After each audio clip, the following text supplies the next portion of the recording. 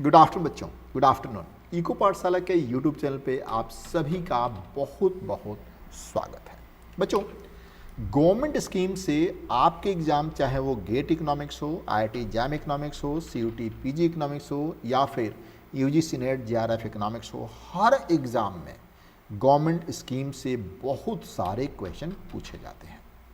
इसी को ध्यान में रखते हुए मैं professor Hare Ram Sinha from university of Delhi आज के इस वीडियो में प्रधानमंत्री किसान सम्मान निधि, जो कि गवर्नमेंट की एक बहुत ही इंपॉर्टेंट स्कीम है, उसको हम डिस्कस करने जा रहे हैं। तो बच्चों, बिना देर के हुए चलते हैं स्क्रीन पे, लेकिन उसके पहले आपसे एक रिक्वेस्ट है कि यदि आप इस चैनल पे नए हैं तो चैनल को सब्सक्राइब करके बेल आइकन दबाना ना भूलें बच्चों। वीडियो को लाइक एंड शेयर भी जरूर करें।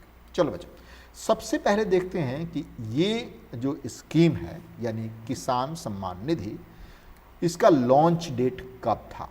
तो आपके स्क्रीन पर लिखा हुआ है, ये लॉन्च हुआ था फरवरी 24, 2019 में, यानी साल था 2019 और महीना था फरवरी और डे था 24, यानी 24 फरवरी 2019 को ये लॉन्च किया गया था माननीय प्रधानमंत्री द्वारा।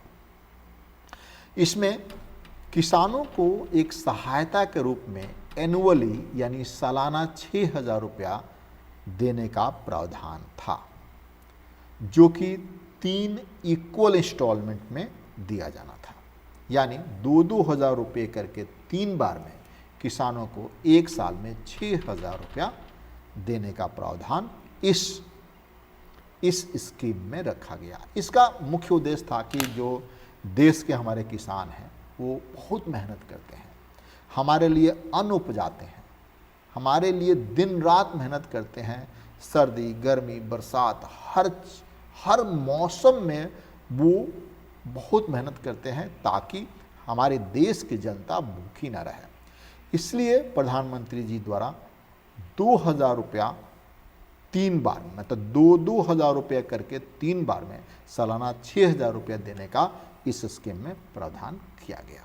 आगे देखते हैं और इसमें क्या है, लेकिन इसके आगे बढ़ने के पहले मैं थोड़ा सा डेटा आपको देना चाहूँगा कि अपने देश में, मतलब इंडिया में, total area under agriculture land क्या है, कितना है बच्चों? पता है आप लोगों को? Total area under agriculture land है 180.11 मिलियन हेक्टेयर है। मतलब जितना हमारा लैंड है वो सब एग्रीकल्चर के काबिल नहीं है, एग्रीकल्चर के लायक नहीं है। एग्रीकल्चर के लायक सिर्फ एंड सिर्फ 180.11 मिलियन हेक्टेयर है, और ये है 2021 और 21-22 का डेटा हमारे पास अवेलेबल है, जिसके अनुसार इंडिया में 180.11 मिलियन हेक्टेयर लैंड एग्रीकल्चर के लिए है। ठीक है बच्चों, और देखा जाए तो एवरेज लैंड होल्डिंग, मतलब हर फैमिली में एवरेज जो लैंड है वो कितना है? 0.74 हेक्टेयर। मतलब हर फैमिली के पास ऑन एवरेज 1 हेक्टेयर से भी कम का लैंड है, यानी 0.74 हेक्टेयर लैंड है बच्चों। आगे देख सकते हैं तो किसानों की family income on average monthly 10,208 है, और ये डेटा हमारे पास 2019 का डेटा है। यानी आप देखा जाए तो इंडिया में जो लैंड होल्डिंग है, किसानों के पास जो लैंड है बहुत छोटा लैंड है, ऑन एवरेज की बात कर रहे हैं। कुछ किसान तो इसके पास बहुत ही ज़्यादा ज़मीन है। मतलब कई बार तो क्या होता है, मुझे लगता है कि सीलिंग एक्ट लगा क्या है, क्यों लगा सीलिंग एक्ट, जो कि आज भी एक किसान के पास, एक फैमिली के पास हजारों हजार एकड़ लैंड है। और कुछ तो हमारे देश में ऐसे लोग हैं जिनके पास तो रहने तक का, घर बनाने तक का ज़मीन नहीं है। शहर में तो वो तो जनरल है, किसी के पास ज़मीन नहीं है, लेकिन गांव में भी किसी के पास, कुछ लोग ऐसे हैं जिनके पास घर बनाने तक का भी जगह नहीं है। तो हम ऑन एवरेज की बात करें, ऑन एवरेज 1 हेक्टेयर से भी कम एक किसान के पास लैंड है इंडिया में। एंड जो मंथली इनकम जो है उनका 10,208 है। ये डेटा आपके एग्जाम में बहुत काम आएगा बच्चों, ध्यान रखिएगा आप लोग। आगे बढ़ते हैं तो देखते हैं यहाँ पे कि कौन कौन से एलिजिबल है, कौन कौन से लोग जिनको ये सालाना 6,000 रुपया सरकार देने को तैयार है, उसमें कौन कौन से लोग एलिजिबल हैं। सॉरी, सबसे पहले तो स्मॉल एंड मार्जिनल फार्मर, मतलब छोटे और मझौले किसान इसमें भर सकते हैं। एक्सक्लूडिंग मतलब छोटे किसान हैं या फिर मझौले किसान हैं, आप इसको किसान सम्मान निधि के हकदार हैं, आपको उनसे पैसा मिल सकता है सालाना 6,000, प्रोवाइडेड दैट कि आप इनकम टैक्स ना पे करते हो, ठीक है। या फिर आपके घर में हाई इनकम प्रोफेशनल नहीं होना चाहिए, ठीक है।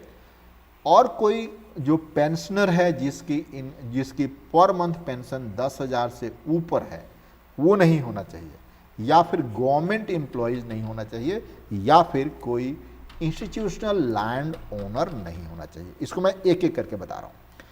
इस मतलब किसान सम्मान निधि से 6,000 सालाना पाने के लिए पा सकता है हर वो किसान, छोटा और मझौला किसान, लेकिन वो इनकम टैक्स पेयर नहीं होना चाहिए, हाई इनकम प्रोफेशनल नहीं होना चाहिए, लाइक सीए, डॉक्टर, इंजीनियर्स नहीं होना चाहिए, और वो आदमी, उस आदमी को भी नहीं मिलेगा जिसको सरकार के तरफ से या किसी भी जॉब में था पहले, अब उसको पेंशन मिल रही है 10,000 या 10,000 के ऊपर, या फिर कोई गवर्नमेंट एम्प्लॉय होगा उसको भी ये स्कीम का बेनिफिट नहीं मिलेगा, या फिर किसी के पास लैंड है जो उसने किसी स्कूल और कॉलेज को रेंट पे दिया है, उसको भी ये स्कीम का बेनिफिट नहीं मिलेगा। यानी सिंपल सी बात, छोटे और मझौले किसान जिनकी इनकम ज़्यादा नहीं है उनको ही इस स्कीम से बेनिफिट मिल सकती है। लेकिन मैं आपको अभी बता रहा हूँ, एक्चुअल में देखा जाए तो बहुत सारे लोग हैं जो इन क्राइटेरिया को फुलफिल नहीं कर रहे हैं, फिर भी उनको सरकार सालाना 6,000 रुपया दे रही है।